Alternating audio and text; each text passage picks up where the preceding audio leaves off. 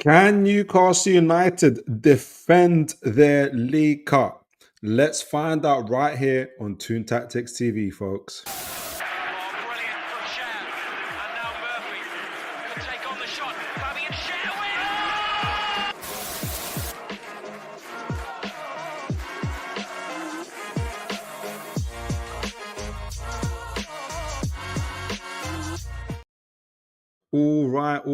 All right. Good evening, folks. I hope you guys are blessed and are having a fantastic evening, or you're about to have a fantastic evening, day, afternoon. Maybe you're getting out of bed. No matter what you're doing and no matter where you are, I hope you guys are having a good time and are blessed and are doing very well. All right, for tonight's show, we're going to be doing a tactical preview for the Bradford City game that we're playing at St. James's Park tomorrow. Talking a little bit about Bradford, our potential starting lineups, and breaking it down a little bit from a tactical perspective. We're gonna before that, we're gonna give a quick review of the Bournemouth game. We're gonna intertwine that a little bit into this Bradford City game because I do think there is some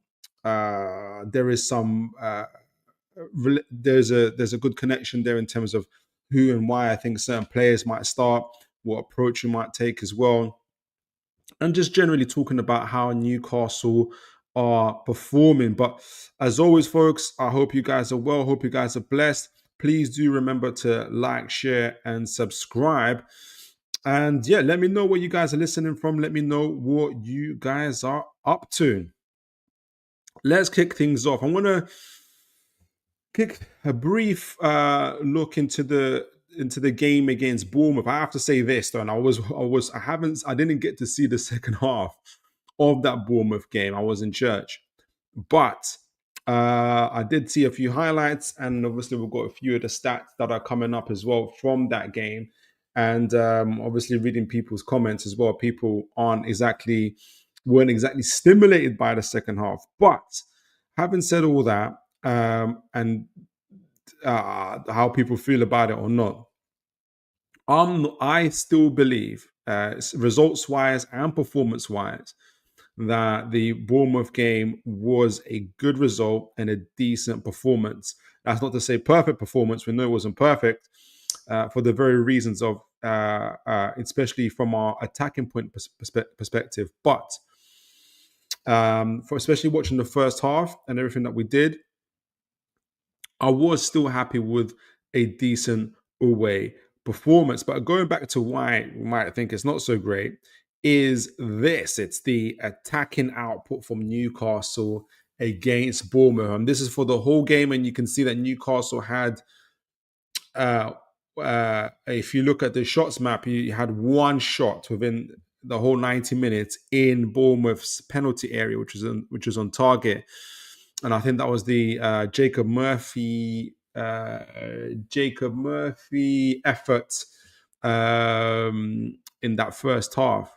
After that, there was two or three speculative shots outside of Bournemouth's box, and nothing else from that. As well as, if you also look at we're in the blue bars, by the way, we've got the expected goals of 0.14. Which isn't great from that perspective. Total shots 4. Our goalkeeper had to make 2 saves and 2 corners to their 5. So from an attacking point of view, it wasn't great. But at the same time, I do also think that if you look at Bournemouth's end, even though they had a higher expected goals than us, we kept them fairly quiet and fairly silent as well. And I want to talk about that also. I'm going to go into just into the stats a little bit more of that game, just to kind of give my overall take why I think it was still a decent performance, similar to the Villa performance, where I think obviously we had a little bit more, but away performance and the Leeds performance. And partly why I'm, and again, don't get me wrong, I'm not saying geez, I hope we carry on like this. This is incredible form.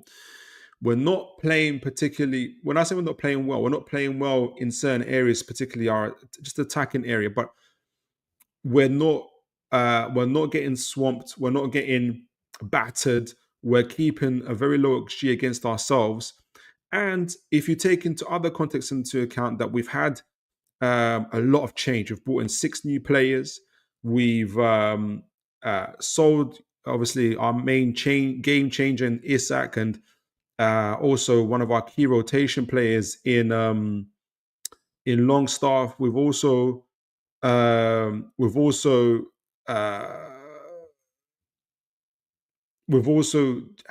are evolving in terms of our gameplay and what we're trying to do. There are still a few things that, despite all that change and everything that's happening, we're still putting up decent performances. I think the team are working for Howe, and I think Howe is evolving his tactical his the team's tactics and how we're going to play as well. So I'm not. I think I kind of just see us evolving, and whilst we're doing that, we're still getting points on the board. The only teams so far that have beaten us this season have been Barcelona and Liverpool. And I can take that. And both those games were close games, very, very close games, and we were unfortunate. I'm going to go quickly to the stats of that game and kind of look at the game momentum. Before I do that, I think we've got folks in the chat. Good to see you, Nathan. God bless you, sir. Why do you come on so late? Do you think you mean late for the show, or why is the show so late at 10 p.m.? If it's a late show, it's been like that for a while. I think, yeah, it's just been like that for a while. I think really to avoid the busy times of other channels, if anything.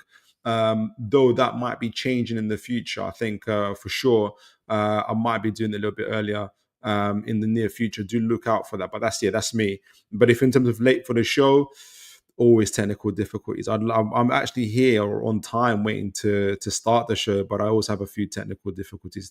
It's typically because of that. But otherwise, Nathan, it's always a blessing to see you, and I appreciate you for just looking out and seeing what's going on.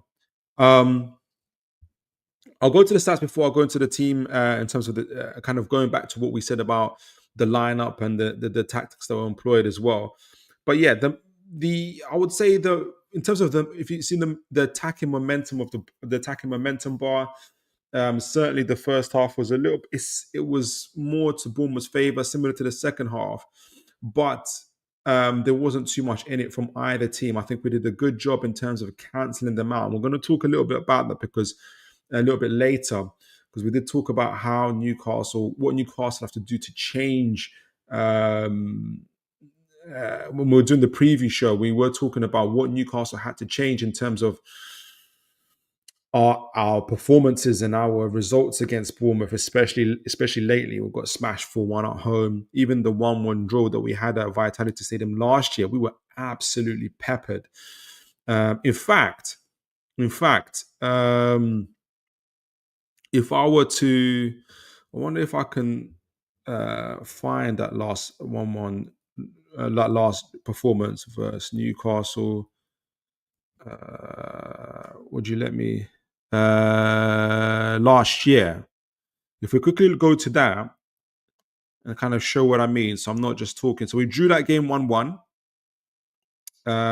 You can see, for instance, in the second half, the first half we had a little bit of more attacking momentum. In the second half, they absolutely battered us. And if you look at the expected goals, even though we had 1.69, which was better than last year, to be fair, look at Bournemouth, 2.26, right? Funnily enough, we had 4 big chances. They had 2. Let me just, no. Sorry, am I looking at, which one is the blue bar? Are we the blue bar or are we the second bar? How are they describing this? Let me make sure.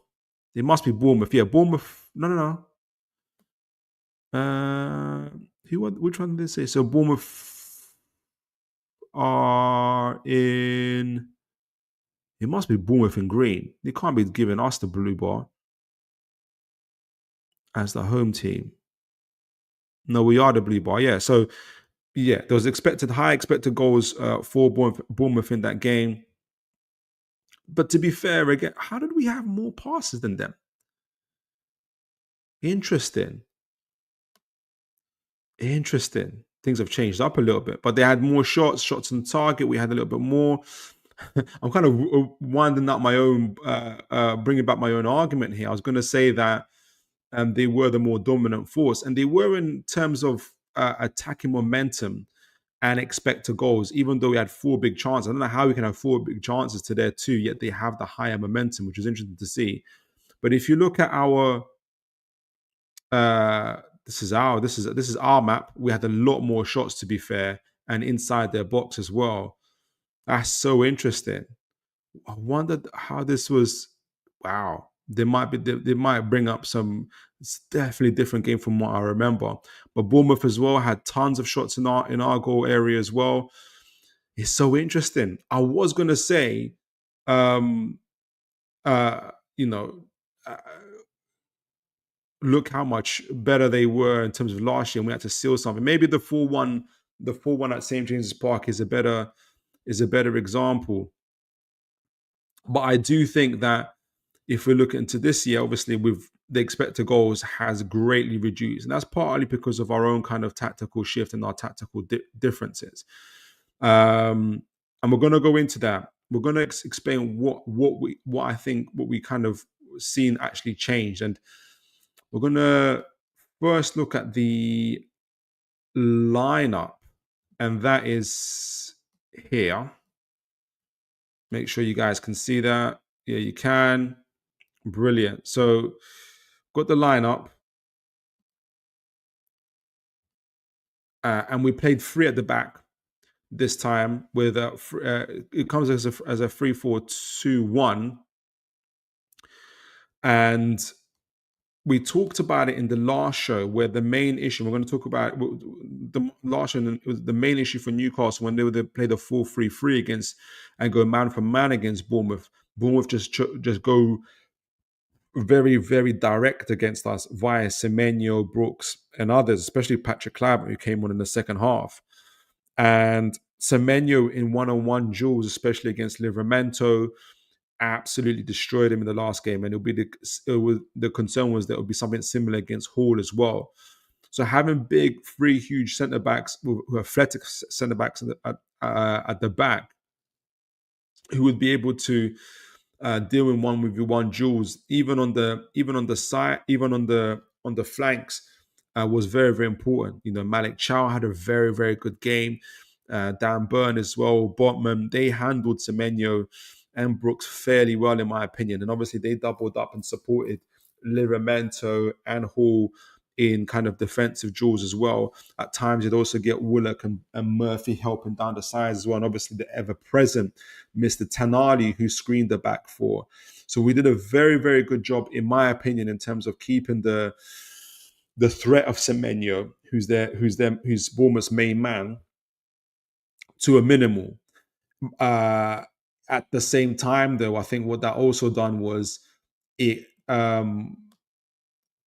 smothered, if that's the right word. It perhaps we weren't able to replicate the same thing in terms of our attacking output. And is that something to do with maybe the formation, the way we played? It's 3-4-3 on paper, but I think it was more. It did turn into a 5-3-2 at times as well, and that's quite with Walter obviously at the top, who did a fairly decent job, even though he got 6 out of 10 grading here. But we just did not create enough. We didn't get enough men around him, I think, as well. And that's obviously very apparent from what we saw in the penalty box. So even though we were able to cancel out Bournemouth in terms of their threat, we also kind of harmed our own chances in terms of attacking output. And some might say, obviously, we just looked at what we did at Vitality Stadium last year, where from memory, I thought we was getting battered. We did technically went man for man for them 4-3-3. But some might say still might prefer that approach where, yes, we are a little bit more vulnerable defensively to Bournemouth, but at least we're also creating our own chances and our own attacks. And I think at the moment, to be fair to Eddie, the team, like I said, the team is evolving. There's been a lot of changes, and it's better to collect points. It's better to keep momentum going in terms of not losing, and rotating players, which we had to. We made 7 changes for this game as well, and we got away with the point. So I'm not overly kind of concerned about that. I do think that there's more to come from this team. I don't think this is the best we're going to get in terms of going forward. Good to see already a few more people in the chat. Kevin Hawthorne, God bless you, sir. Good evening from Lakeland, Florida. Oh, God, always great to see you, sir. I hope you are well. And always great to see international fans here on Toon Tactics TV. The Villa fan, God bless you, sir. I haven't seen you for a while. It's been a while, but always a blessing to see you. Are Villa played? I don't think Villa played today. Are you guys playing tomorrow? Let me know. For the League Cup, our main guy, Bobby Fairview. Good to see you, sir. God bless you. Big up Philip and the chat. I hope you're all doing well. Doing well, Bobby. I watched your team today. Watched Chelsea. Well, I kind of know. I can imagine what posts you're sending about the performance, especially in the first half. But you made it through, and that's what counts, I guess. Hopefully, that's something a game probably you'll forget. Wilbur Joe, good to see you, sir. God bless you. Hey, Phil, what's your game? I can't put my finger on it, but you look lethargic to me. I didn't know if he was talking about me or the team. And I personally can't remember the last time Gordon played like Gordon from 2 years ago. What's happened to him? Great question. I said it. You would have missed it, Wilbur Jog. I was just explaining to folks that in terms of like how the team are playing, I don't think we're lethargic. I think we're a team that's undergone a lot of changes, like a lot of teams, like even Arsenal have. We've bought 6 players. We've had also players, obviously, that we've sold, not just in the summer, but in the winter as well. Obviously, our main game changer in Isak was sold. Longstaff was sold. A few others as well. And we're also evolving our game. We're also evolving how we play.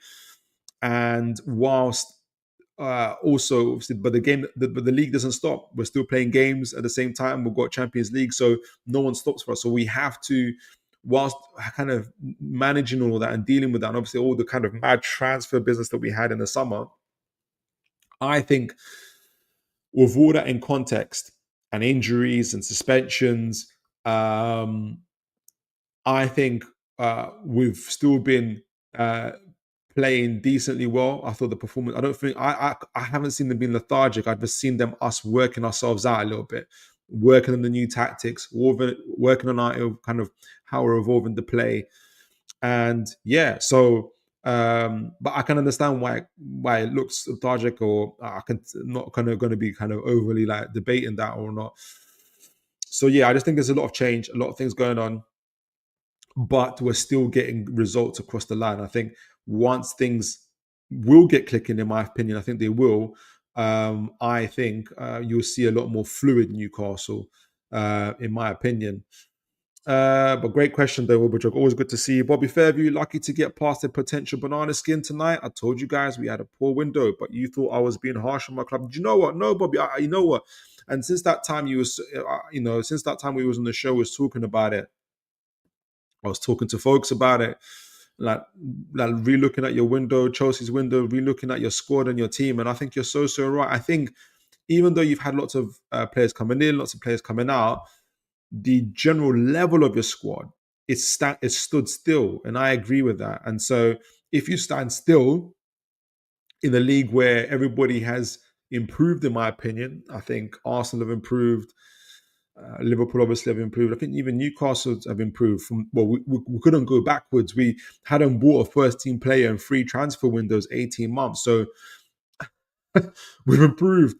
And it was always going to be difficult. So yeah, honestly, there's been a lot of what you've said, Bobby, is coming to fruition, in my opinion. Villa fan says, good to hear from you again soon. I'm well and more at the same time. We just got rid of Monchi, so things are moving. So is that a good thing? Was Monchi the problem, or I didn't realize that Monchi was the problem, Villa fan. I thought like I heard there was rumors that some of the owners were looking to leave, or the money wasn't being spent. I'm just from the outside looking in. I didn't realize that Monchi was the problem. I didn't realize that. Aaron, good to see you, sir. God bless you. Hi, Philip and chat. Hope everyone is well. Absolutely, absolutely. Good to see you. Now, one more from Bobby Fairview. Eddie seems like a good company man. You think he might be interested in Chelsea? He is a good company man, if you want to call him that. But I'm hoping that Eddie is happy where he is. We can only hope. We can only hope. So just before we move on to the preview, like I was saying in terms of the Bournemouth game as well, having missed the second half, which is annoying. But obviously, looking at the stats, looking at the highlights, and everything else, I still think it was a decent away performance against a team that we haven't actually beaten. I forgot what I said in the last show. Since 2020, we hadn't beaten them in terms of the Premier League. We beat them in the League Cup, I think it was in 2022, but in the Premier League since 2020.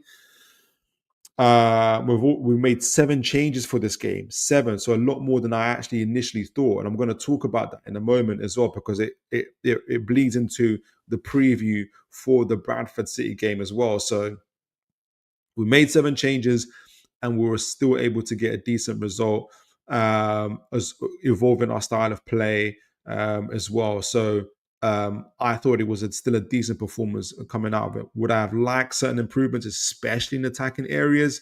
100%. 100%. And again, people obviously discussing our form so far this season. In terms of the last 6 games we played, 6 games so far. And how many weeks? 2, 3 weeks or something like that? When did the season start? And like I mentioned, the 2 losses that we had one against Liverpool, where it was probably our best performance of the season so far. Very narrow loss, 3-2 after going 10 man down. And obviously 2-1 against Barcelona, who a lot of folks that opposition fans talked to thought Newcastle had a really good game. And I just thought we handled ourselves really, really well. We just didn't take our moments. And Barcelona, with their technical ability, took the game really, really well and took their moments as well. And it happened to be Rashford, the guy who plays in the Premier League, obviously knows Newcastle really well, who scored the goals for them as well. So, and we actually scored a really, really good goal in that game. But again, a draw away to Aston Villa, who obviously the first game of the season. I can't imagine too many teams wanting to go to Aston Villa at the beginning of the season, especially when we've been battered there before. Again, similar to Bournemouth, again, a draw I thought was a decent result.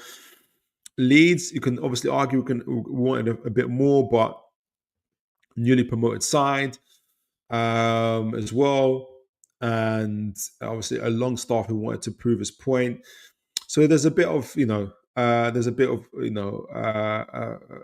bit of context we can say as well. But I still thought it was a decent result. A clean sheet, 3 clean sheets. There was a post that Adam Cleary sent where he had 2 people sitting on the bus. One saw on one side of the window, saw like just darkness. The other one sat on the other side of the window, it was light. And he said, Newcastle fans that see 3 clean sheets for the guys that see the sunshine and the light, and the Newcastle fans who've only seen like 3 goals in 6 games or something like that. So it's all about perspective, isn't it? Wolves, obviously, we got the win at home. It was still a good win, decent win. I wasn't needed to say impressive. It wasn't overly impressive in terms of like overall, but we controlled Wolves, we minimized them, and Voltemada got his goal as well. And so obviously, and then obviously Bournemouth away. We played 3 games in 8 days, something like that. Wolves, Barcelona, Bournemouth, decent. And obviously now we've got another game midweek, as we're approaching Bradford City at home. More changes to come. So I'm still pretty confident in what we're doing, and I'm pretty confident in terms of how we're approaching the season and what we're doing going forward, in my point of view. So yeah, that's where I'm at. And I know there's a few folks in the chat, and we're going to get to that in a moment as well. And But let me know how you guys feel about the season so far and where you're at with it. And I want to add as well, obviously, like I said, we've bought 6 new players. We're doing rotations. We're going to be speaking about the rotations, especially for this game, for the Bradford City game. Um, this is something that we're going to be doing throughout the season. And this is something that we've been talking about even before the transfer window, saying that we need new players, saying that we need to rotate, saying that we need depth and quality. Look, and that's going to take time. We've brought the players in. We need to embed them. We need to integrate them, um, and sometimes that's also dealing with things that we didn't always expect from the beginning, like a Wissa injury, having to play Waltermard a little bit more than when we needed to. Ramsey's injured. So all these type of things as well. So, and every team's dealing with that. Arsenal are dealing with that. Madueke is now off with a knee injury. Then Saka's just come back from a hamstring injury. Man United had Cunha off with a hamstring injury. So every team is still settling in and embedding themselves in. Even Liverpool, who I know won 5 games out of 5, Liverpool fans will tell you they haven't even hit second, third, fourth gear yet. So every team, in my opinion, is still going through changes. Some are handling those changes in terms of performance and and results a little bit better than others. And I think we're pretty steady, in my opinion. So before I get to talk a little bit more about squad rotation, um, let's see what folks are saying in the chat. The Villa fan, I think you're talking about the Monchi. Not sure. Emery does have final say, but the players Monchi scouted haven't helped us progress at all. Maybe the owners looked at that and thought something wasn't right. Okay. So there's a little bit of restructuring going on, right?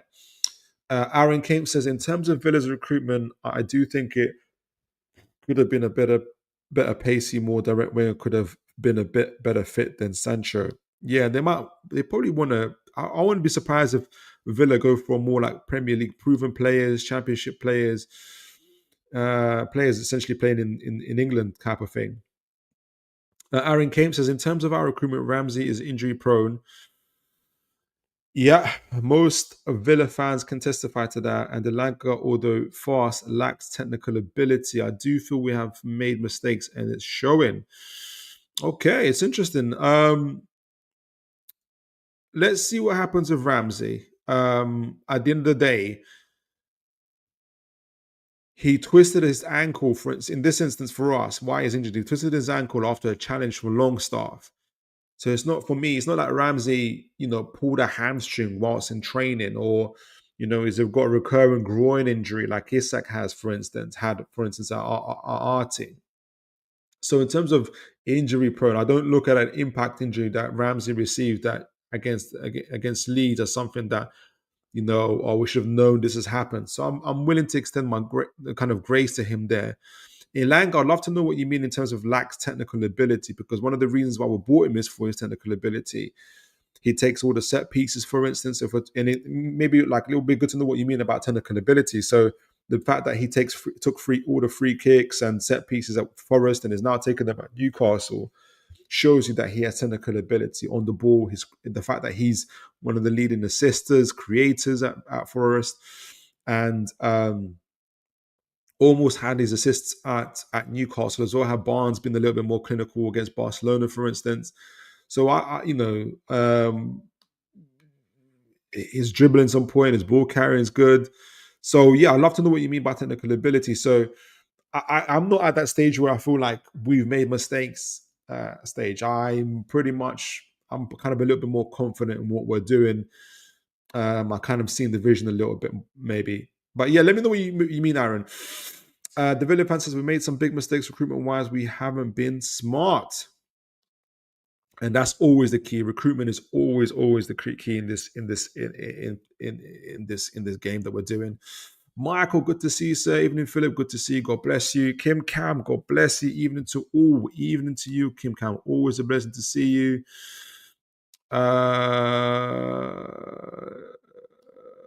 Aaron says, correct me if I'm wrong. I feel Emery prefers older, ready-made players, i.e. Pau Torres, Digne Watkins, and then younger players who could do better PSR-wise. That could be, let us know, Villa fan. That'll be interesting. That's an interesting take. Aaron says, with technical ability, I mean operating in tight spaces and helping break down low blocks. How will I think the jury is out on that one.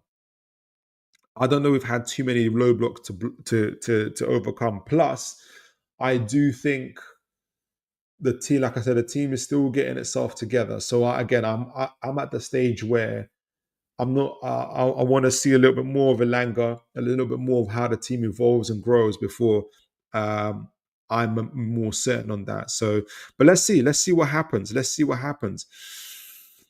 All right. So we're talking about actually going on talking about the team evolving and growing. We played. This is the lineup we predicted, or excuse me, I predicted for. But I say we because during the show, you guys changed my mind for the Bournemouth game, right? And I mentioned this because obviously in the actual game, we know that Newcastle made 7 changes, right?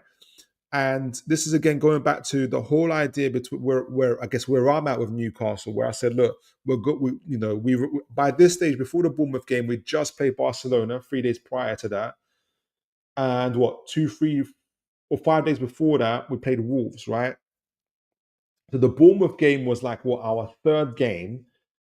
Was at this stage obviously was a third was going to be the third game in 8 days. So um, we all expected changes for this game. You can see that I expected, for instance, Elanga to play for Murphy or Sola to play for Voltemada, right? Um, Barnes who played Gordon who played against Barcelona, even though Barnes played the last 20, 30 minutes, was suspended. He's not suspended anymore now. So, we'll see. So that was the other change, the third change that I thought was happening. And I said, look, I thought even though we kept the same midfield in terms of the predicted lineup, I did say, and a few of you guys did say, we wouldn't be surprised if there would be changes in the midfield. And there was major changes in the midfield. There was two. We took both Bruno and Joe Linton on the bench, and only left Tonali with Miley, who I thought had a decent game, and who was the other one, Willock, who were in our midfield. Right, that was part of the 7 changes that we made. And in terms of the backline itself, uh, we played uh we played the difference between we played all 4 of those guys here, Chow, Botman, Byrne, and Hall, but we forgot to what we didn't predict obviously is Livramento also playing. So I thought there would be change from the Barcelona game. Obviously Shaw was injured, so I had Chow coming in for him. I thought, and we also had Trippier, who I thought was injured, but he actually was on the bench again for the Bournemouth game. Again, highlighting the depth in our bench again, which I think is good. So we had the Hall coming in for him, and I thought, and so I actually also predicted 7 changes. What was it saying? No, 5 changes. But what we actually, because I thought we'd still play 4-3-3 somehow, but would somehow to deal with as we mentioned earlier, the Semenyo threat in particular, the direct balls over to Semenyo, even Nielsen and others. I thought we would have to have 3 huge defenders, Burn, Botman, and Chow at the back to be able to do that, whilst allowing the likes of either Hall or Livramento to play. So we were kind of half right predictions, half not right predictions, which is fine. That's what predictions are for. And obviously, how actually took. Also, what I was happy about that Bournemouth game is that it showed that Howe learned, and he wanted to deal with Bournemouth's direct play, and he did that by playing Chow, Botman, Burn, and was just changed the formation, which was like a 5-3-2, a 3-4, a 5-3-2, 5-4-1 out of possession, 3-4-5. It's supposed to be 3-4-5. When we're kind of attacking, didn't quite work out that way. Not 3-4-5, 3-4-3 when we're attacking the other way, and it didn't quite work out that way, obviously. But the intention was there, so we were able to press Bournemouth, and we're able to defend against Bournemouth, press Bournemouth in terms of their build-up play, but also deal with their direct play whenever they went over the top. And so that you can see that with the low XG that they had against our goal.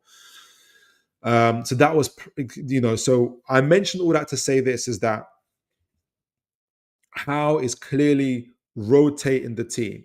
He made actually more changes than what I expected. I expected 5 changes to be made for the Bournemouth game. Howe made 7 changes and the formation change as well. The other key changes he made was he kept Voltemada. I thought there's no way Voltemada is starting this game. Not only did Voltemada start the game, but he played 84 minutes against Bournemouth, against Mr. Cramp.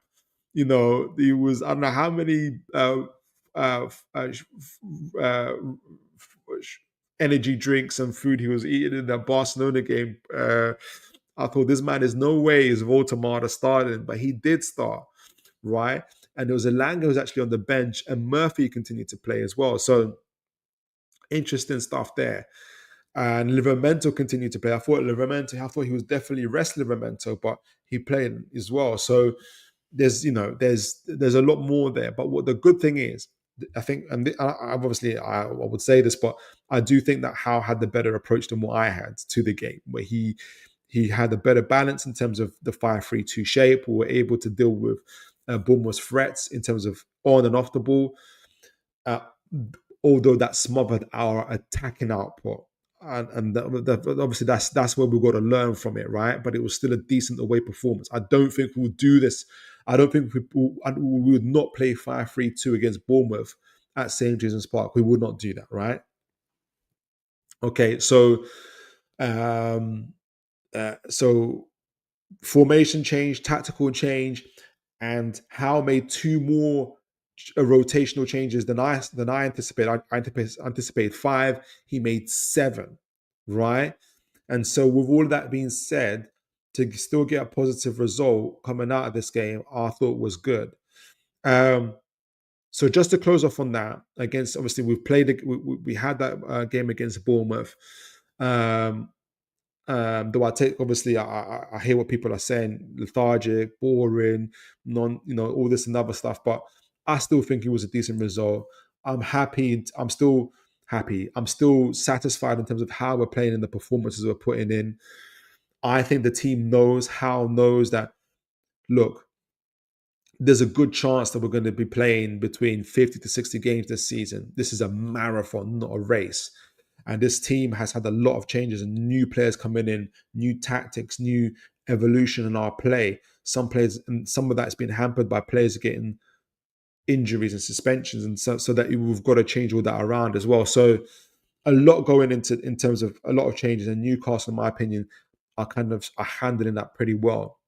So how does that obviously that impacts in terms of how we're going to look into the Bournemouth game itself, into the Bournemouth game, into the Bradford City game itself, because we are going to talk about my predicted lineup that I'm gonna have, and I want to know from you guys who, before we get into it, who do you guys, having known that we've made 7 changes for the Bournemouth game, what changed and what is your predicted lineup coming up for the Bradford City game? And once you guys send that in, and let me know your views and opinion.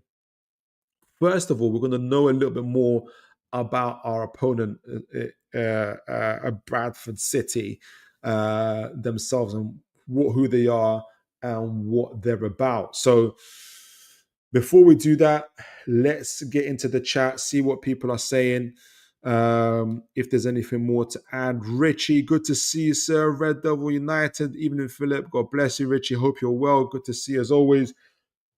Incredible show, Red Devil United, guys. I do encourage you guys to lock in, to like, share, subscribe to Richie's channel. Incredible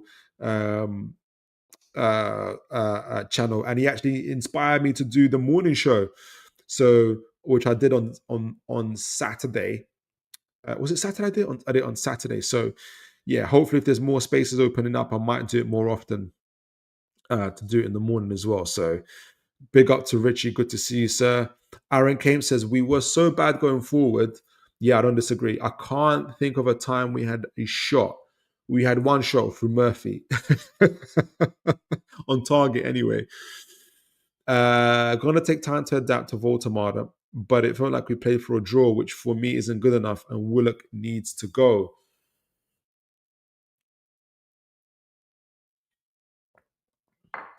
Yeah, I can see where you're coming from, Aaron. Yeah, uh, in terms of playing for a draw. And yeah, I think we're still working ourselves out. But hopefully we'll see. We'll see how it goes out. Willock, I do think Willock is trying. I do think Willock is trying, and for hopefully once the full game comes out, the full replay. I'm going to look at it. I'm going to focus on Willock a little bit more. I do think he's trying. He was supposed to kind of be beside Voldemort a lot more. I'm going to look at some other stats to see. I think it's on up to analysts. I'm being intrigued to see how many passing lanes they had between each other. I'll be doing that again to see how he's doing. So I do think he's trying, but yeah, I wouldn't be surprised if he was on the transfer list during the summer. Right. So Bradford. First of all, before I get into like the tactical stuff of Bradford, let me just give you an overall view of Bradford. And that is on. No, take this one down. Put this one on. Bradford. Let me just see. Obviously, League One opposition.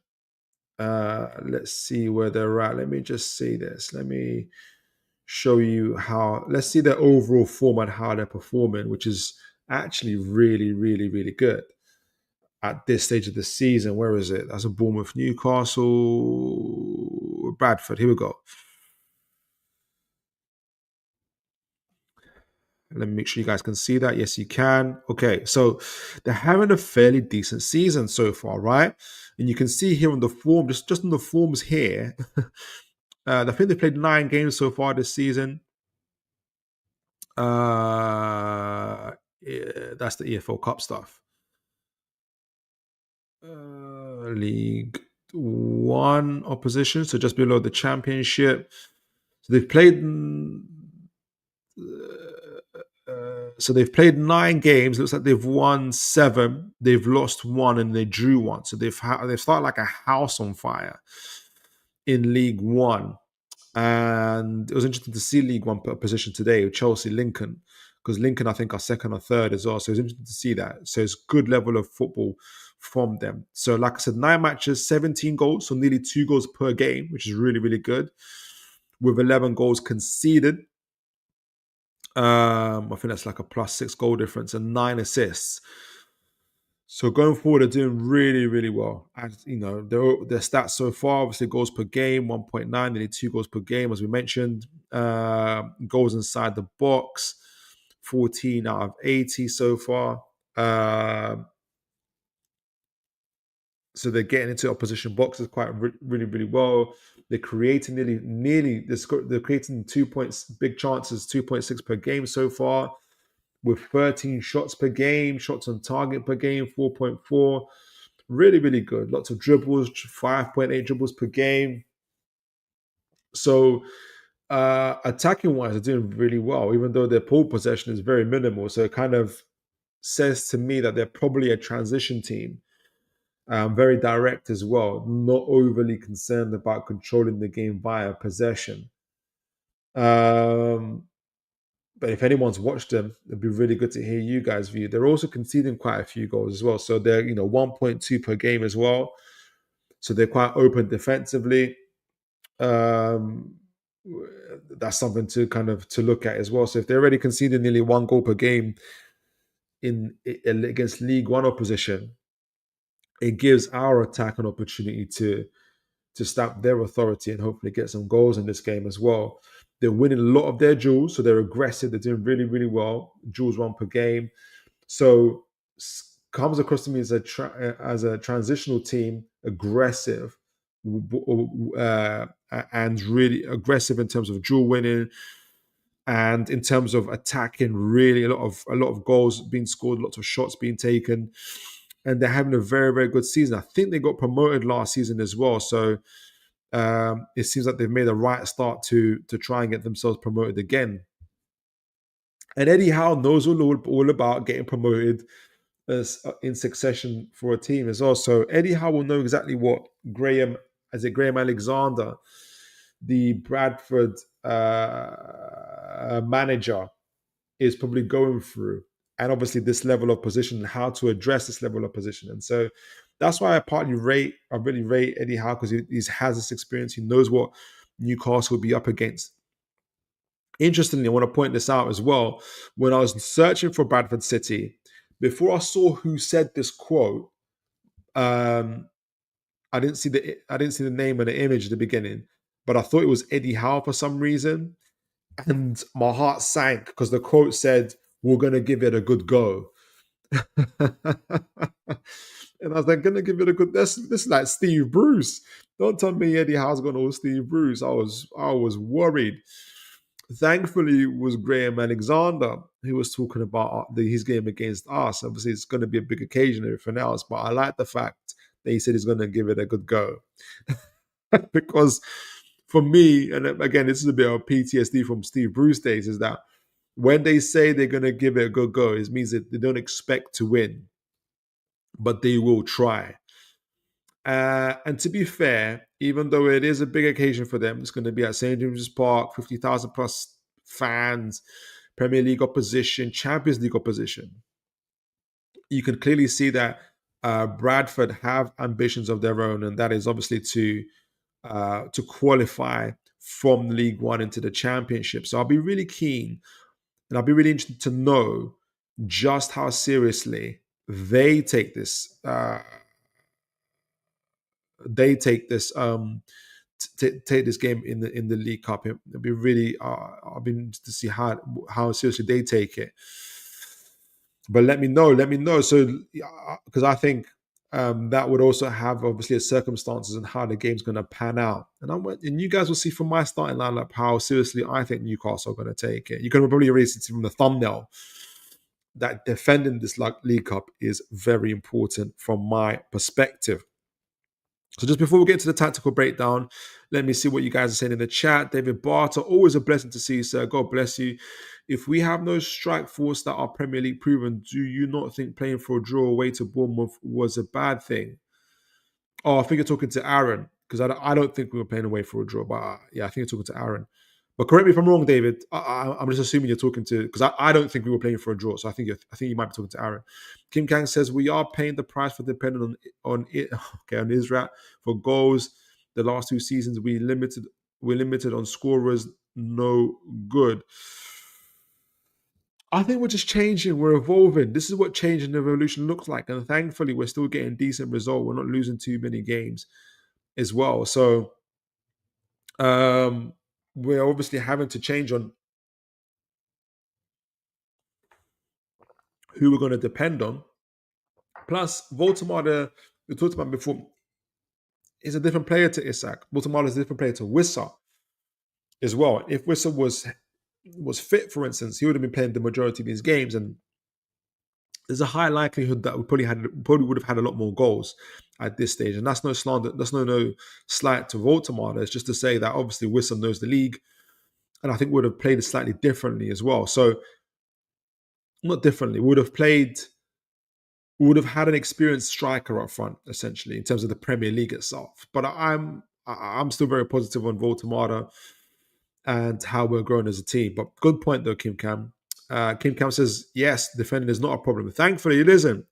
And that is what so far is getting us across the line. And folks, remember when we qualified for the Champions League first time under Eddie Howe, we actually drew 14 games that season.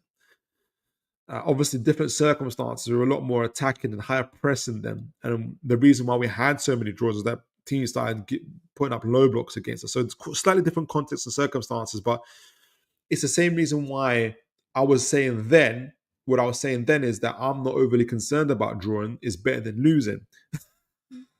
Obviously, winning is the optimum, but those 14 draws got us over the line and finishing the Champions League spot. So I'm hoping that is a good indicator for this season, or a good omen.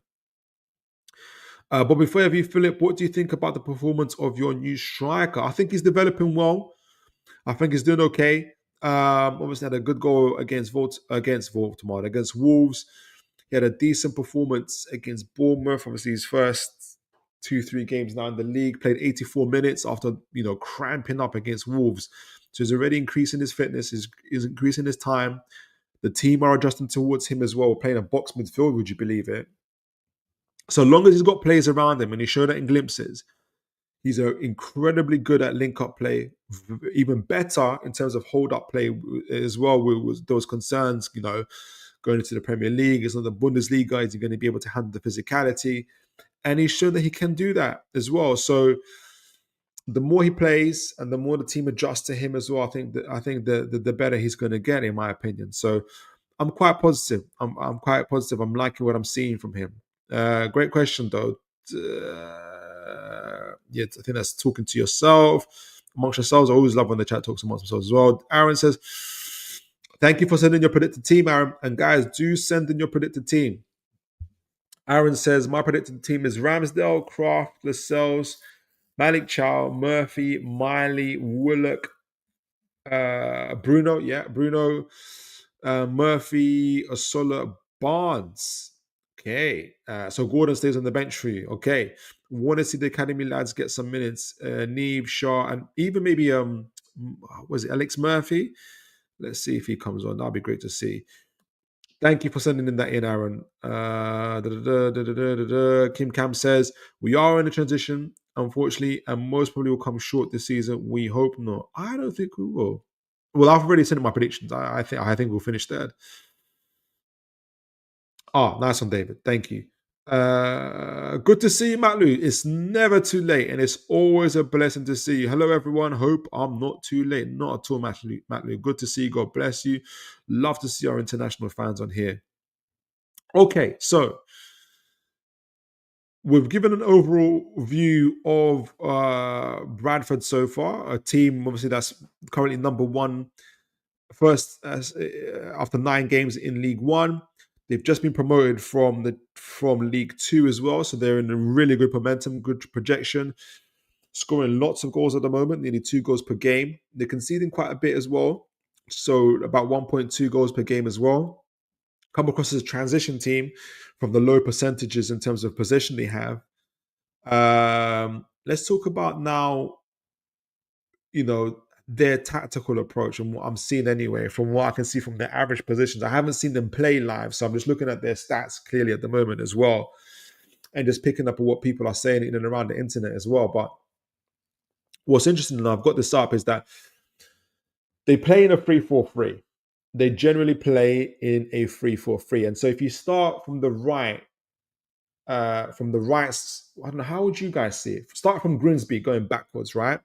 Grimsby, this is their League Cup win against Grimsby. Grimsby who beat Man United, right? That Grimsby. You can already see this is what's his name? This is Bradford from up where the goalkeeper is going downwards, attacking downwards against Grimsby. Typically, and there's a variations to the 3-4-3, obviously, depending on who the team they beat. Grimsby like 3-0, 3-1. So you can see how high pressing and high attacking they are.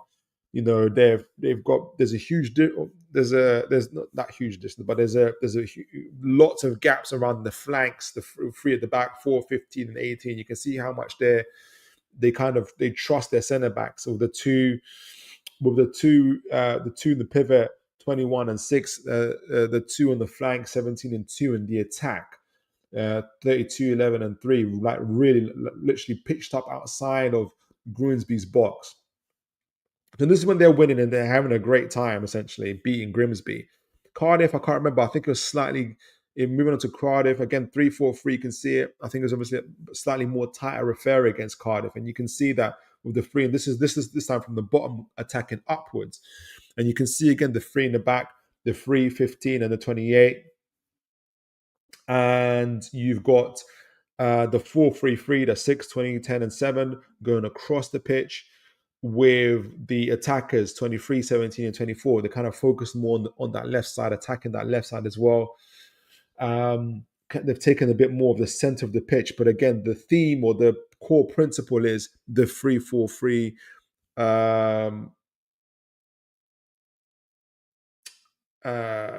Or at least the 3 in the back. Having the 3 in the back is their ideal, the ideal way of playing. The 3-4-3 or the 3-5-2, you can look at it. It depends how you want to look at it, right? in different forms itself. So they love their wing backs as well. You can see obviously with the 17-7 against Cardiff City and the 17-2 going back to Grimsby. So it's like a 3-5-2, 3-4-3 when they're attacking kind of formation. That's what the wing backs afford them to have. And again, against Huddersfield Town, very attacking against Huddersfield Town. I think they lost to Huddersfield Town though.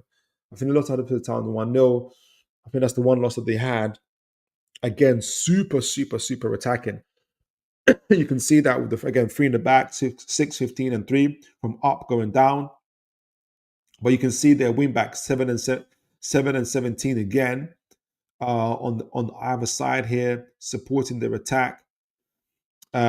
With the 10 and 6 in the middle, 10 and 12, 10, 6 and 8, somewhere in the middle, with again going into the attack, with the 23 and 24 in the attack there. So it's a 3-4-3 kind of main principle that they have and how they want to play.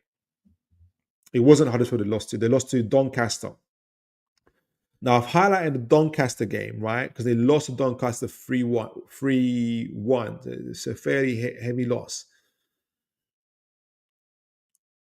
Doncaster play with 4 in the back, like Newcastle do. Now, just to say that Bradford have beaten teams that play 4 in the back, but I do think that 4-3-3, going on the back of what Antonio Mango has said, the 4-3-3 is a bit of a kryptonite towards in regards to the 3-4-3, 3-5-2 kind of a 5-3, the 3-4-3, the stroke 3-5-2 approach that any team, or essentially 3 in the back, any team that plays 3 in the back has. And in this case, you can see obviously Doncaster played at the average positions for that game, that 4-3-3. Allowed them to they took a lot more charge of the central positions, and you can see that that's kind of really where the average. You can only take so much from average positions, isn't it? But they've got the 3 in the back. Doncaster, Bradford, the 26, 4, and 15. But they're kind of all clustered together in the middle part of that pitch, and they're having to do that because they're having to address the not being overrun in the midfield areas of where Doncaster seem to be playing. But having to address the not being overrun in those midfield areas, they've kind of lost their attacking output in this game. And it's allowed Doncaster to have the better kind of the better of them in that game. So it's a little bit of something for Newcastle to look at, though I do think that Newcastle may take a different approach.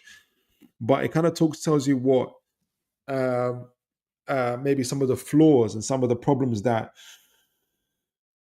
that Bradford would have in terms of if they're going to pursue this 3 in the back, playing against Newcastle.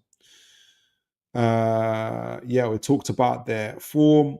So that's the main thing I want to be able to show, to Bradford love to play with 3 in the back. And there are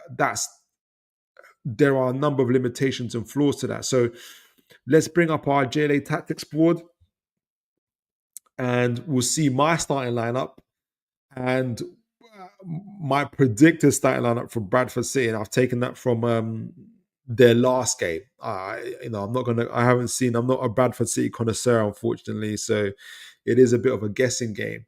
Before I do that, let me just see what the folks are saying in the chat quickly. Aaron Kane for say, he's talking to David there. Wobojog, about Elanga tech ability, isn't just launching the ball, it includes ball manipulation and the first touch. I messed up. I might have missed what you said earlier, Wobojog. Are you saying he has ability or he hasn't ability? Because I think he does have ability on the ball. But let me know what you're saying, Wobojog. David Bart says they think they destroyed Cardiff with that 7 and 17. Yes, with the wing backs. Yeah, let me know. Like that's so this that's what we're going to look out for. They sound very similar to how Man United play, right? and a slightly more successful version of Crystal Palace, how Crystal Palace play as well. And Man United do not do well against us or against anybody with a back four. Warburg is also expected to see Ramsdale sooner, to be honest. Think how rates Pope higher than I guess. I don't necessarily think that. The different profile of keepers. Ramsdale is obviously, as you know, Borbodrak, he's a modern keeper. Ramsdale is good on his feet. And that is how Newcastle want to play, typically with a player, with a goalkeeper that's good on his feet. Having said that, though, Pope has been playing well. I do think Pope has been playing well. We've kept 3 clean sheets so far. I thought he had a decent game against Bournemouth as well, dealing with crosses, dealing with free kicks as well, direct free kicks as well. So, how does reward players who perform for him? Like, despite, even if there's maybe a better player or perceived to be a better player on the bench, people will know that. How did do that. So, we won't know how much he rates Ramsdale until he gets a run of games, essentially. So I'll just hold fire a little bit on that. Aaron says, I don't rate Pope, but he deserves his props. He started the season well. I agree. I still gives me a heart attack when he has the ball at his feet. And if you know, I'm not sure you noticed, Aaron, he is trying a lot more to kind of be out the goal, join with the play, hit the pass as well. He's doing everything he can to stay in the team. Fair play to Pope. David Barter says Pope is a great shot stopper, but gives me a heart attack every time. Yeah, exactly. He does. And in fact, you guys repeat the same message as Aaron. Wobajok, I don't know if he does or not, to be honest, but you made a point about his long and short passing as evidence for his technical ability. Yes, I did. Oh, yes, I did, Wobajok. Yes, I was just wanted to make the point. His tech isn't limited to that. That's all. It isn't. Yes, absolutely, Wobajok. Yeah, I agree. I don't think it is. I think he has technical ability. I'm not calling him Lamine Yamal or anything like that, but I do think he has technical ability, in my point of view. Let's see how good that technical ability is against low blocks, I think, which was the overall point that others were saying in the chat as well. So let's see. All right, so let's bring out the tactical board and you'll see my lineup. I think going forward, I'm going to explain why I've gone for this lineup as well. Where are you? Here we go. Oh, why is it blank? I hope it's not because... Here we go. Brilliant. Let me make sure you guys can see that. Yes. Brilliante. I love how the tactical board looks on the shared screen with you guys. I honestly do. Right. So let me get onto the thing first. Brilliant. Now, I'm not going to confess to know too much about Bradford. I will go into the Bradford team in a moment, but I don't know about the individual players. But you can see with Bradford, obviously, the 3 in the back, Pennington, Borden, Torre, the 2 wing backs in terms of Nouvel and Wright, and with the 2 in the pivot here, Lay and Power, with Poynton, Swan, and Servicic as their front 3. Now, I've gone for a front 3 of Gordon, Osula, Ilanga. Now, before I even start with this, I've gone for this lineup. First of all, the main reason why I've gone for this lineup is this is what I believe I think is going to happen, and taking into consideration what we said earlier about how rotating the team, playing a cluster of games in a short space of time, 3 games in 8 days. And what was also interesting, what perhaps gave me a little bit more of a kind of thought about why I think he's going to do this, is kind of looking at Nick Voltemada. I think that for this game, Howe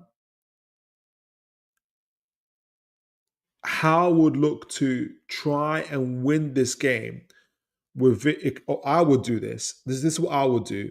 And this is what I think Mr. Eddie Howe might do. But this will be my approach, essentially. is that to win this game in the first 45 to 60 minutes. And he will play, and he's kind of done this in the past before, actually. If you look at our earlier kind of League Cup runs, is play the strongest lineup you have available to you first. And rotate with players in the next, when you have 30, 20 minutes left. Then you bring in other players if the game isn't necessarily going your way, or even if it is going your way, but you just need to freshen things up. And that's what explains why I think Gordon plays instead of Barnes. I think Gordon plays instead of Barnes anyway because he's missed 3 Premier League games already through suspension. So he's a lot more fresher and ready for Barnes. But also, I think there's also a tactical situation in playing against 3 in the back where there will be space in those gaps, especially when Novell goes forward. This is where Gordon's going to be absolutely dangerous, right? Barnes can be two, but I do think Gordon plays. And the other reason also just why I think Gordon plays, and I think a few others will play, like Elanga for sure, is to also keep that sharpness going forward for the Arsenal game. So there's a lot of spinning plates for Howe. He's got to rest players. He's also got to keep players sharp. No, first of all, he's got to win the game, right? He's got to beat Bradford City, right? That's the number one thing.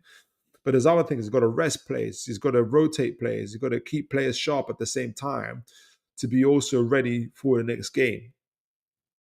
So it's partly why I think Gordon plays, especially for that first 45 to 60 minutes. And in the final 30 minutes, he'll bring in a Barnes, for instance, or maybe an academy player, which would be the ideal. Maybe even the young Korean man, Su Hyung, I think, would be great, for instance, if the game is really going our way, right? So I think that's why Gordon plays. I've got Osola playing because Voltemada did play, like I mentioned earlier, about 80 plus minutes against Bournemouth, and he's not gonna put. I think he's gonna keep Voltemada for the Arsenal game. So I don't even see him rotating with Osola for this game, right? So it makes sense for Osola to start. I think Elanga plays for the similar reason that Gordon plays, and that is where I think there'll be gaps in these areas when Wright, the fullback, goes forward. I think there will be gaps here for Elanga to exploit as well.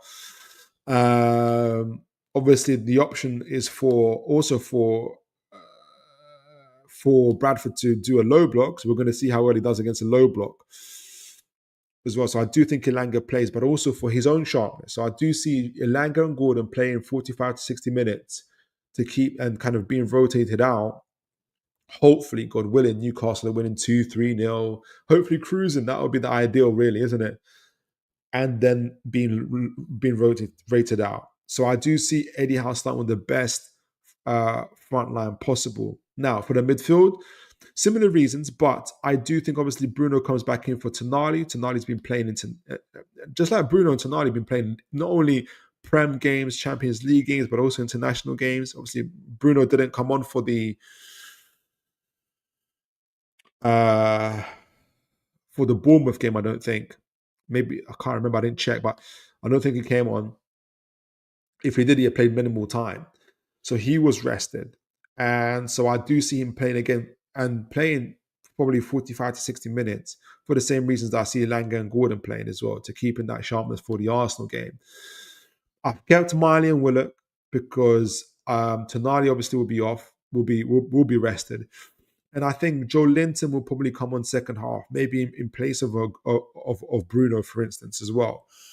So it could either be Bruno or Joe Linton, but I think Bruno is the more likely pick because we do have Willock, we do have Miley as well. So I do see Bruno starting. For the back four, I think we're going to keep Botman and Chow. I think we're going to keep Botman and Chow for our centre-back pairing.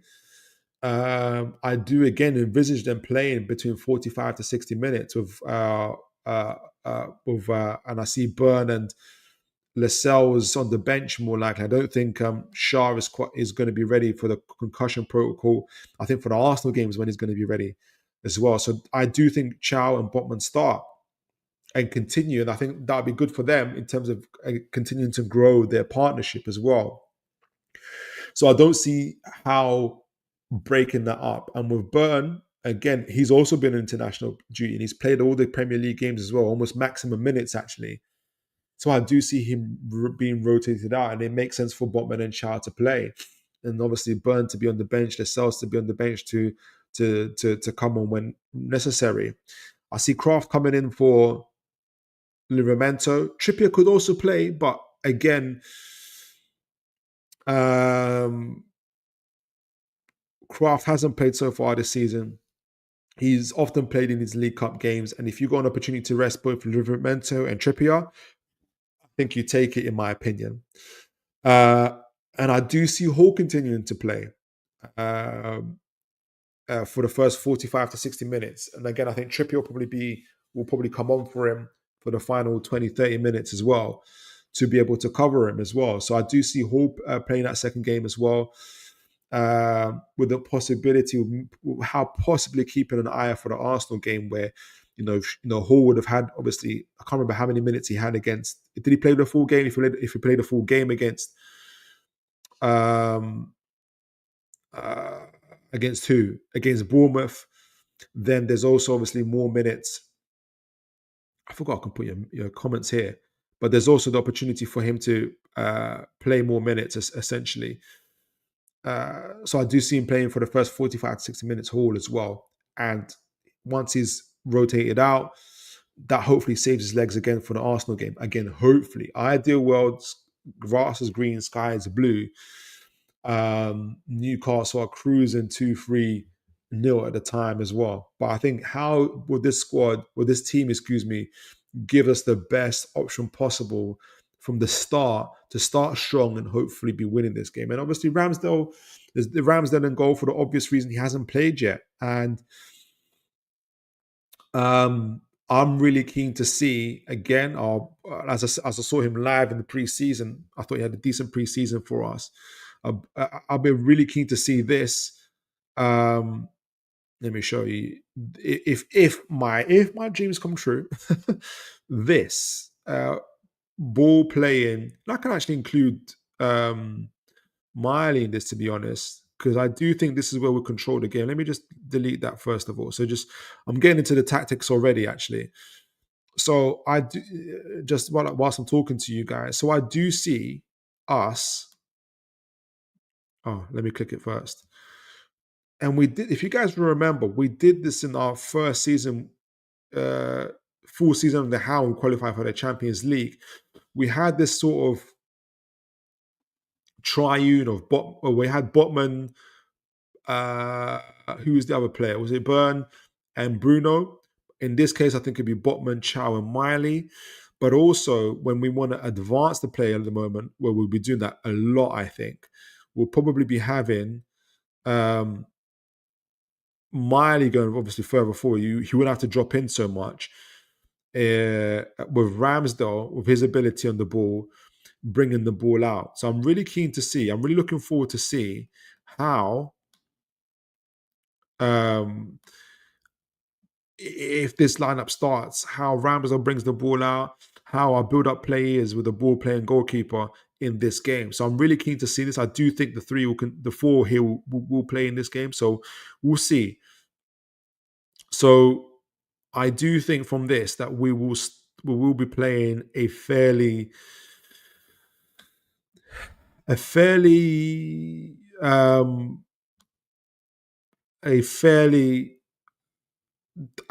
think we'll be playing the strongest side possible. And for me, in my mind, I do think it makes a little bit sense whilst you don't want to think too far ahead, there will be some thoughts towards the Arsenal game. So I do, I think Eddie Howe is spinning a lot of plates here. But the first thing to remember is that he has to win the game. Is to win the game, and to win the game, you play the strongest and available team that you have. And in my opinion, Let me know what you guys' opinion are on my first team. Who would you play? Who would you change? Do let me know. I'm going to go to the chats in a moment. But in my opinion, this would be the best start going into the game as well. And so let me go into the chat, see what you guys are saying, if there's any things there. And then we'll kind of do the game breakdown and see, and then give our score predictions at the end as well. A few more in the chat. It's always good to see a few old faces as well. David Barter says, let me get my...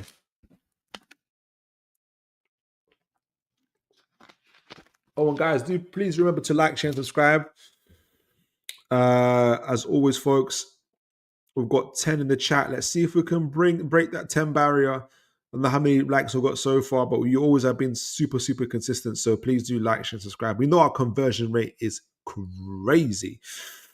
David Bart says, don't think Elanga and Gordon start. I think they come in later if needed. And I understand that, David. That probably would have been my mindset before, but I do think you don't want it to get to the point where it's needed. So Chelsea, and if Bobby is here, he'll vouch for this. Chelsea started with their weaker side first in the first half, and they went a goal down.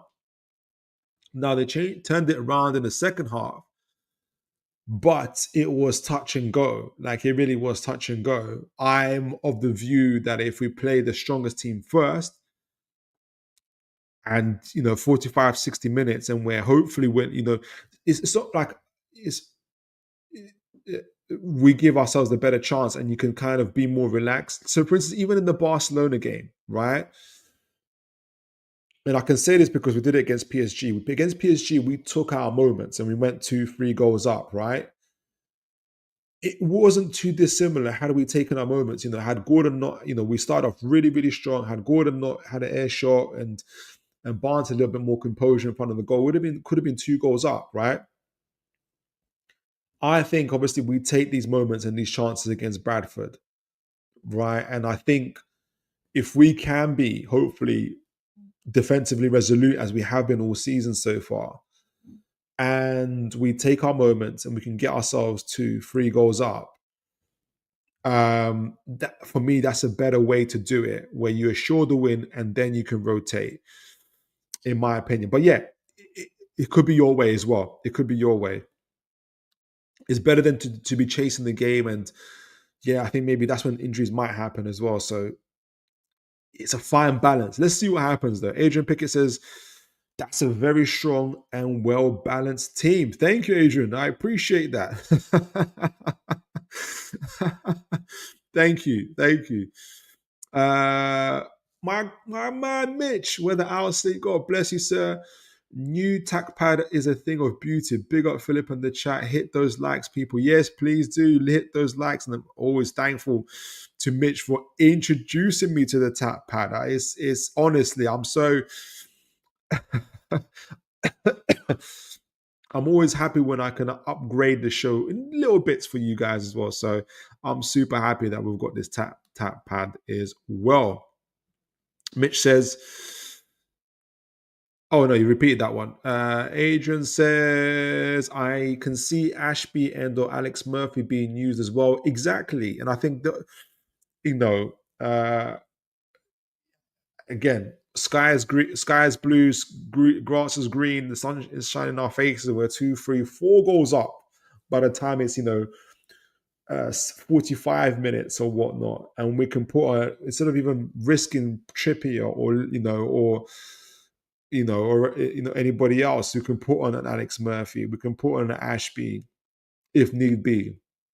We can play our academy players, and maybe even by then, hopefully, even Bradford would have given it up and would have also rotated, because they're, like I said, they're first in League One.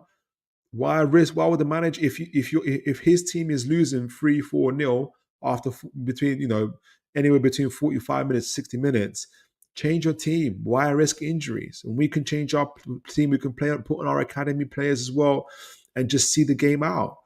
So that's why I kind of see there's more benefits to starting as with the strongest team possible, and to try and win the game as early as possible, rather than play a weakened side. Hopefully it goes well. And if you need someone to cut, if you need your big boys to come on and the cavalry to come on to rescue the game where you could lose the game and can still get players injured, I think is a bigger risk in my opinion. Mitch says, kill the game, then make subs. Exactly. Giving teams hope and confidence is dangerous. I totally agree with that. And that's what Chelsea do with Lincoln today. Adrian Pickett says, I think Baltimore will be on the blood transfusion machine all week and prep for us. Aaron Kame says, Alex Murphy can definitely come in and start for Hall. He could. I think the Hall needs game time as well. I think Bournemouth was his first start of the season. I can't remember if he got in minutes. He might have come in as a subs before, maybe. Maybe, I can't remember, but I can see him getting 45, 60 minutes. I can certainly see it. Aaron says, I don't want to see that Ramsdale, Botman, and Chow combination. I think it would definitely allow midfield to play higher. Oh, I do want to see. I was going to say, why would you not want to see that? It's just me. I do want to see that Ramsdale, Botman, Chow combination. I think it will definitely allow midfield to play together higher. It might unlock Marley more to play full passes. Exactly. Now, I do anticipate we're going to face a low block a lot more often than not. David Barter says, I don't understand what you're saying, Philip, but what do you do if 70 I'm just reading people's comments wrong nowadays. I understand. I don't understand. I understand what you're saying, Philip, but what do you do if at 75 minutes it's still 0-0? Who comes on to change the game? Well, that's the problem for the squad. Like, why are we even 0-0 down at that team? And that's where you do have to risk it and either he keeps the players on. I think he will make substitutions regardless. He wouldn't want to, but that would be, that's the other side of it. That would be a bad predicament either way, isn't it? So whether you start with a strong team, could be flaws if you don't get the goals. But if you start with a weakened team, there could be flaws either way. But I think there's less. I think there's more benefit to starting with a strong team first than it is with a weak in comparison to starting with a weak team. But you make a good point there, David. Bobby says, agreed. Playing catch up is hard. That's the likely scenario if you start with a weakened team. Yeah, exactly. Chelsea were on tenterhooks today. I thought it wasn't easy at all. I just don't want Newcastle to do that. David says they don't think Barnes and Murphy is weaker, but Gordon and Elanga will change things with tired legs. Absolutely, that could happen, and maybe one or the other. Maybe he starts with a Gordon. He starts with a Barnes rather than a Gordon and a Elanga, for instance, right? All right, so that's my predicted lineup. Let me know and thank you guys for letting me know your thoughts on it as well. Like, who would you start? Who would you change? Do you agree? Don't you agree? Always good to hear you guys' views and the perspectives on this thing. So let's see. We've seen from let's give a tactical breakdown on this. We know that Bradford do like to attack. They're not overly keen on possession. So far, they've got 41% average possession this season in League One. So even though they come across as a transition team. So I do think their best defense will be offense. So they will attack. They will come at us, right? So I do see the perspective where they, as always, they do kind of lean towards the left side a little bit, though. So their front three will push up against ours. Poynton, Chow, Swan, to provide some sort of maybe Swan or Miley here. Depends how they do. They're going to be outnumbered whichever way they do. But if they attack, this is how they're going to be looking: 3-4-3s. It's or 3-5-2. There are these drawbacks I see. Lay and Power, for instance, this is them pressing us. So Nerval, the wing backs will be coming against Hall. Wright against Kraft. and then you've got their three at the back who these guys trust pretty much implicitly. And so that's going to be the key for them in terms of going forward. So it's this back three. Everything is hinged on this back three doing their job, protecting this particular area, as well as dealing with the flanks, right? Let me take that off. Where is it? Delete. And the idea would be obviously to be playing from the back. Have I got it off? No, it's not. It's still on. Playing if they're attacking us. So for them to try and get these kind of either on the wings, to try and get these overloads on the wings, kind of create these 2v1 situations against us. So Nervo, Servic linking up with Servicic, maybe Lay getting into there as well, trying to create these overloads and kind of cause problems at the back for us, either way, from either side. That's why these wing backs are so important. But also if they need to, for instance, to create these type of numerical advantages via their wing backs as well. So if you got Nervo, for instance, and Wright on either side of this, the idea is you got either a 4 versus 3, for instance, with Nervo, Lay, Swan, Power, for instance, type of situation. And or Wright, if he wants to do it, to try and create these type of numerical advantages. Although I do think it'll be difficult for them to do that and to maintain that. I think it's such a dangerous way to play. But that's their way. That's what they want to do. So they can have the option of someone a Nervo, like I said, inverting with Willock, with Lay taking over Miley, maybe Powell taking over Grimares, and they're kind of creating these type of overloads in the middle of the overloads in the middle areas, maybe even forcing the Solo to come back, but then that takes away our attack. That allows their forwards to play. I think that's the idea that they want to be able to try and create. So they can, like I said, create overloads on the wings as well as in the central areas by playing this way. I don't think it's going to happen. I'll be right honest. I think with the way Newcastle play, and this is where the 4-3-3 comes into handy. So let me get these guys across. Novo at wing back, Swan. So Wright is the fullback. Servicic, Swan is here pressing Botman. So say in this case, for instance, Newcastle have the ball. I'll even give it to Ramsdale, to be honest. And this is the problem for them because we've got to play because we've got a goalkeeper that can play. So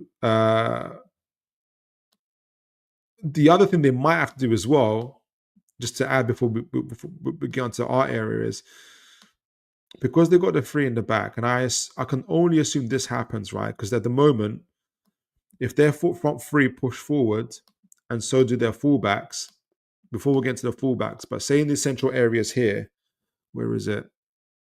I want the clear rectangle, but I'm still learning how to use it, to be honest.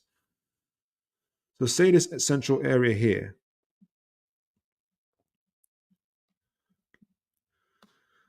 You've got Power and Lee. Already you've got where is Willock? So Miley or Sola. That's why I was confused. Miley, Bruno, or Sola. So already they've got a slight, well, they do have a numerical kind of disadvantage by doing this way. What they can do if you're Bradford is you push your defenders up front. So Tory cover goes off to Bruno. That allows Power to come in on Miley, and Pennington and Borden take care of Osola by themselves. So that could be a situation. So Lee against Willock, Power against Miley, Tory against Bruno, right? So that would be the one way they can kind of try and deal with the numbers in the midfield areas. The problem for them, though, is when they do that, they leave tons of space, even on the flanks. When they do that, there's no advantage for them. There is advantage in the central areas, but they leave themselves so open in these wider areas. So if we see here, let me just take this off. So say, for instance, their fullbacks have to push up, right? Either in the midfield areas to try and provide numerical advantage. In this case, go back, give the ball to try and kind of get numerical advantage, or in this case, say we've got the ball, we're building up from the back. So, say for instance, I'd be interested to see who their trigger is. It might be Kraft, for instance. I would imagine that obviously they'll know that Hall, Botman, but even with that, like I'm just trying to figure out how they would press because this is such a good ball playing lineup. Does Swan choose to try and obviously say Botman gets the ball, right? Swan would try to block the passing lane here to Chow. Poynton would be ready here. Servicic would have the choice of either kind of ensuring he has got two choices: either block the passing lane to Willock or to Miley, with power and that are, or to try and join in and block the Botman's passing lane to Hall. But even if he does that, what does that leave? It leaves Botman with the choice to still get the ball off to Willock, who, even if Lay is there, there's no, it's still a 50-50. It's a high risk, right? A Premier, if it's high risk that they could lose the ball, or even if they get the ball over to, to Miley here in terms of the build-up play, again, high risk. If Power's not quick enough, if Miley's able to turn, and now Gordon is off, you now got direct plays here into these blank spaces. Like, it's such a dangerous way to play for Bradford if they choose to do that way in terms of pressing up. But because you're going to play with wing backs, that's the best way they can do it. So even on the right side here, if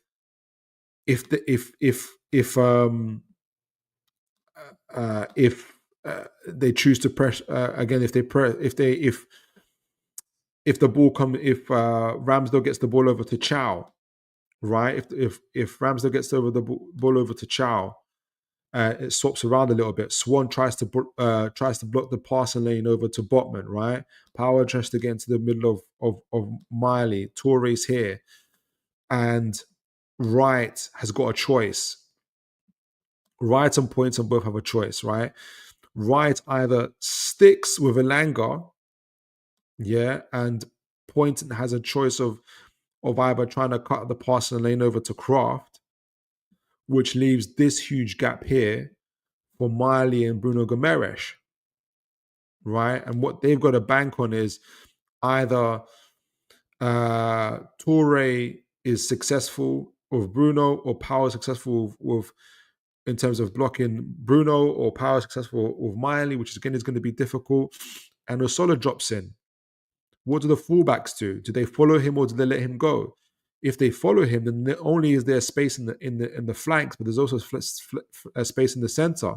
Well, then that leaves space for Willock and Gordon to run into. The Lang is still going to go. So, and we know that we'll just go directly over the top either way if we have to. So would they press like this? The other alternative for Newcastle is, if they want to play, is we've got a ball playing goalkeeper.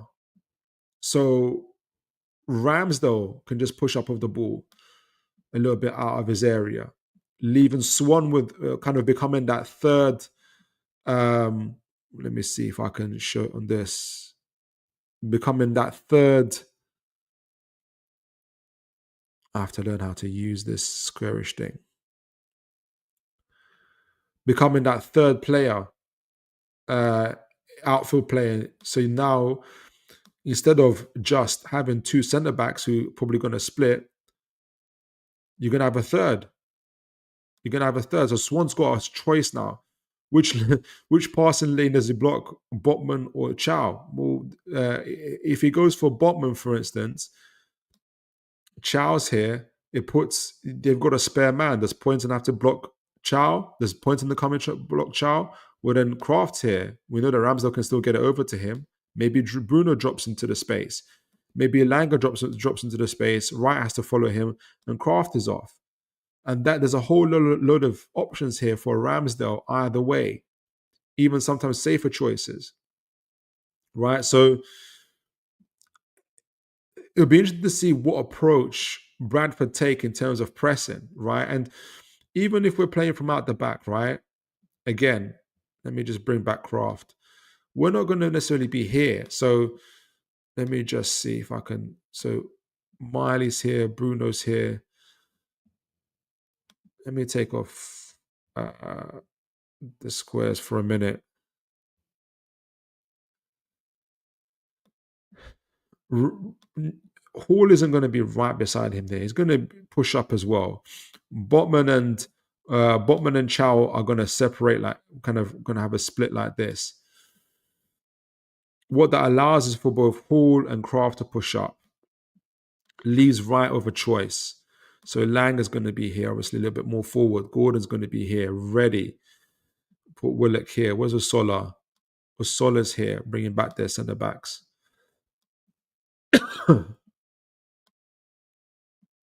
Toure. So Pennington, Baldwin, Toure. So again, Bradford got a choice. How are they going to press? Is the main thing for Swan to try and block the passing lane to Miley? Okay, that means then you've got right here pushing up on Bruno, Lay pushing up on Willock with a spare man in terms of power, and Poynton is going to try and obviously block the passing lane to Chow. If Poynton does that, and this is again, it's a problem for them. So they both split. They can do that, right? So even if Servicic is able to block the passing lane off to Botman, Poynton is blocked off to Chow. Swan has got a choice. Does he block off the passing lane to Miley? Okay, fine, he does that.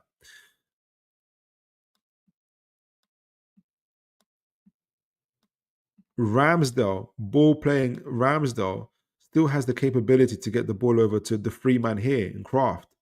And then you get a set off an attack. So Wright has a choice. Does he invert their wing back? Does he invert and cover Bruno? If so, it leaves Kraft free. Right? Ramsdale can get over the ball over to Kraft. Belanga's on his bike, get the ball over to, again, create another 1v1 situation with Toure. Or does Wright go over to Kraft, block the ball to Kraft, while Swan and Poynton deal with Chow and Miley, but then Bruno Gomes is free. Bruno Gomes is not the guy that you want to be free. That's the wrong guy to be free. So then you get the ball over to Bruno. Tory has a choice. Does he try and step in early, get the ball off of Bruno? But then if he does that, Ilanga is just going to be here and it's going to cause all sorts of trouble. So there's all sorts of answers that Bradford have if they're pressing Newcastle, right? Now, so let's see if it's the other way. Newcastle are attacking.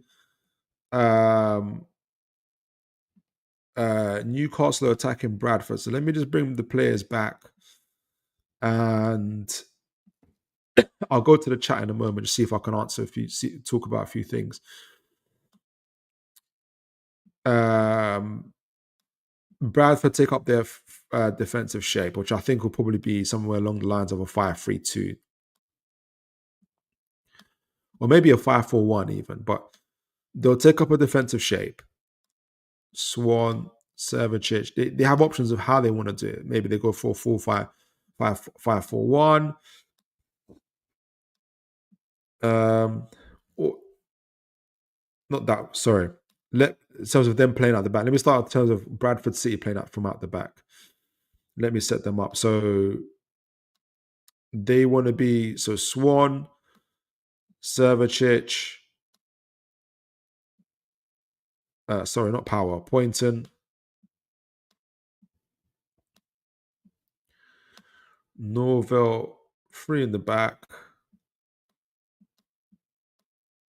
They've got a number of choices of how they want to be able to do it, right? So they've got Swan, Poynton, Servicic.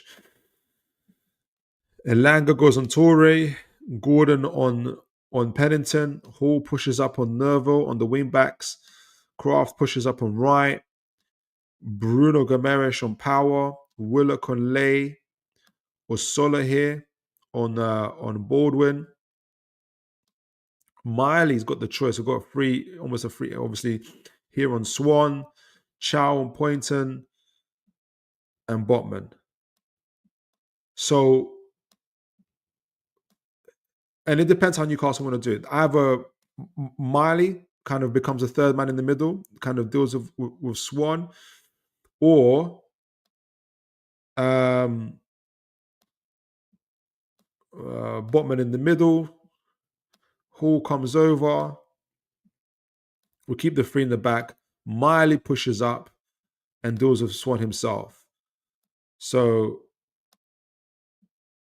Power on Bruno on power, Miley on Swan, Willock on lay, and almost essentially nearly all the passing lanes are blocked off. I don't know how good the goalkeeper is, but for instance, in this case, it's really their wing back, NUFC, who's kind of free, but you have to play a wonder ball almost to get there. You have to hope that it's not too short, so Gordon doesn't get to it. It's not too long that Hall isn't able to cut it out. Botman just moves across like this.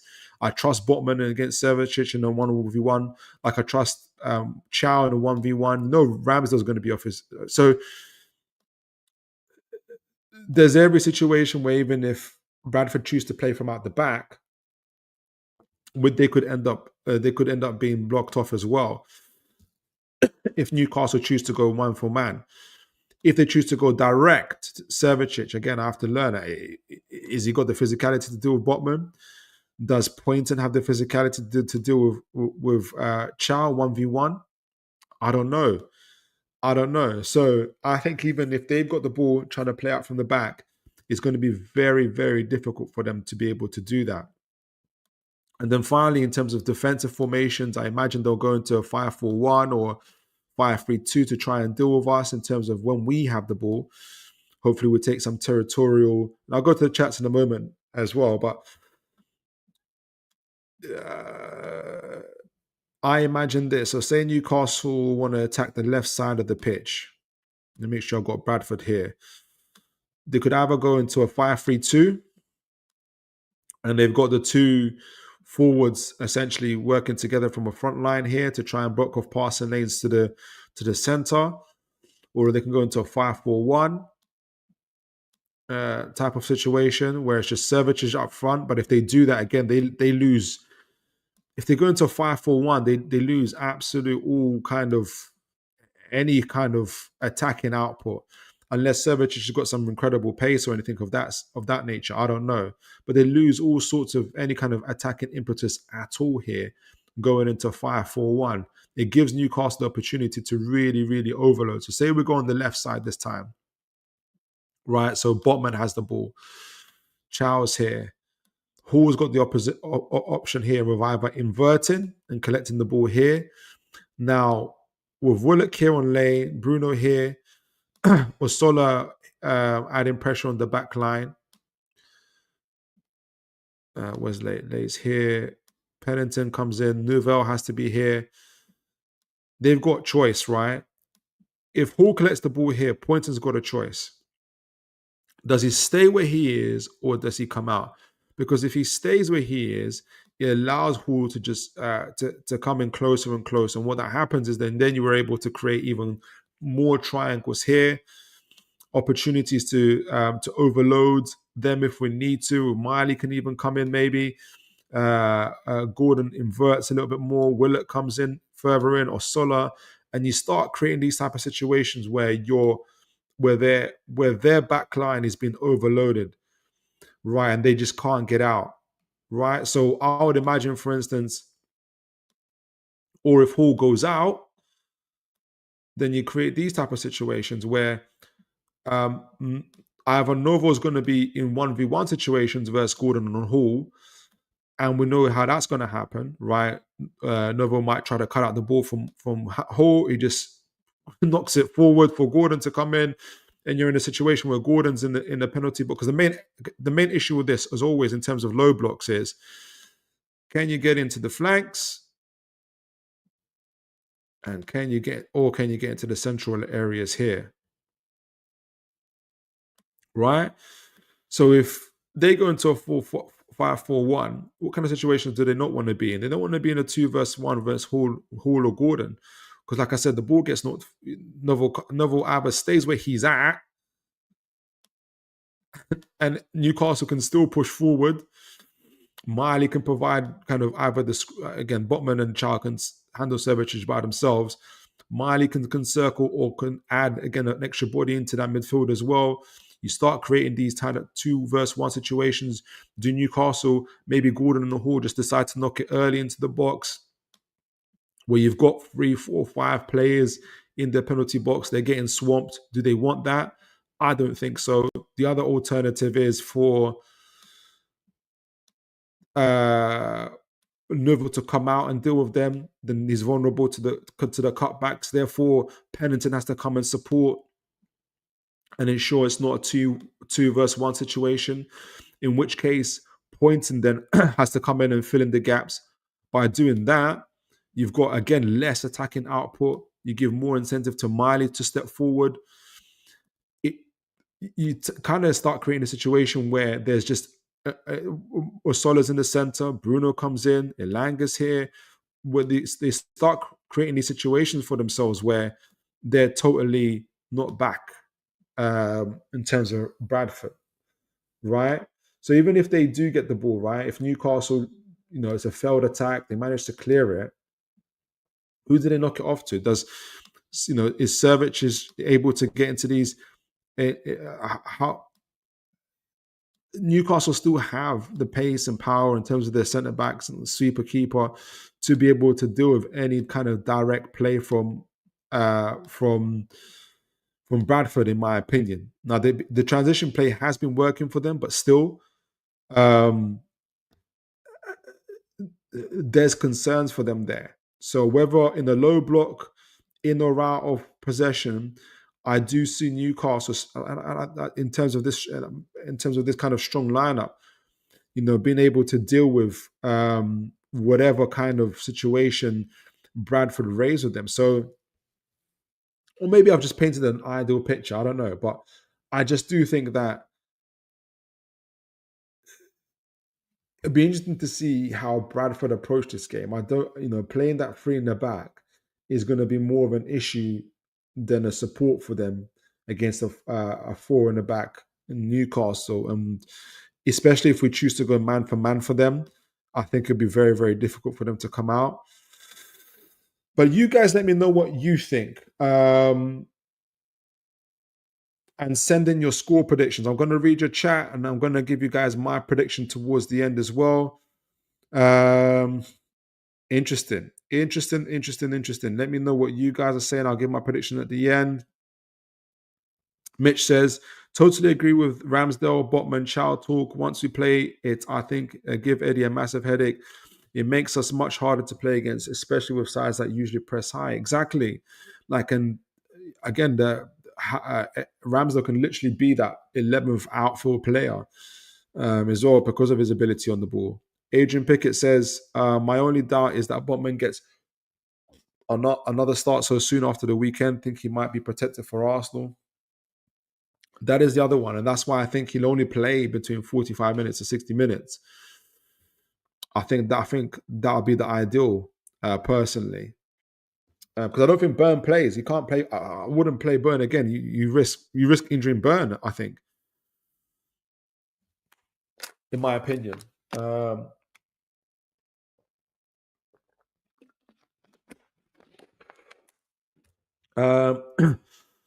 David Barter says, if they press that high, the ball over the top to Elanga, Gordon, and Solo will destroy them. Exactly. But the alternative either is be in the middle, where again you can kind of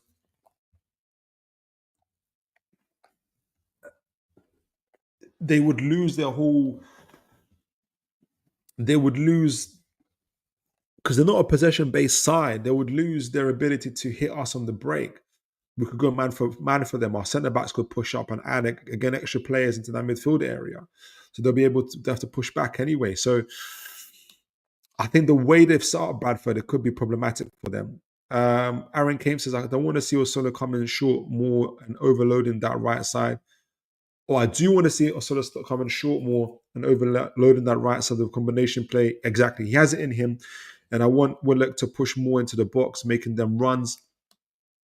Exactly. We want to see more of the attacking output as well. Da, da, da, da, da, So, guys, send in your predictions. Adrian sent his prediction. He said 1-1 and Newcastle win 9-8 on penalties. Honestly, I hope not. So, my prediction is I think Newcastle do win the game 3-0. I do think Newcastle win the game 3-0. I hope we can rotate our players as well.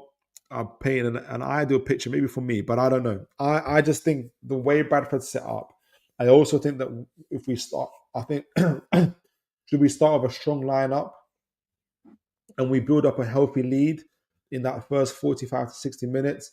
I think Graham Alexander, Bradford's manager, changes the team and we see the last 20, 30 minutes out with academy players. That'll be my hope, honestly. So I've got Newcastle winning 3-0.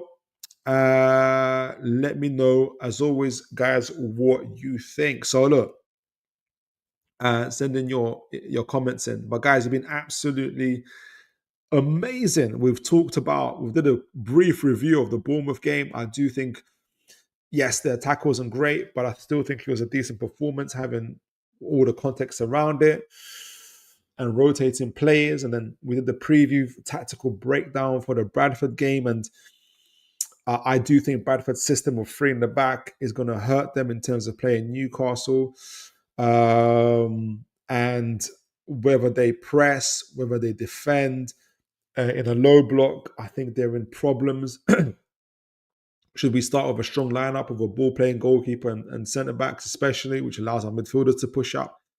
To see how they react man for man at St. James's Park. If we stretch the play as well, I think we can find the gaps more often than not. So I do predict 3-0. I'll give my 3-0 prediction as well. David Barr just sending, depending on who starts, 3-0 if they try to press, and a 1-0 if it's a low block there. Thanks, David. That's some good options there.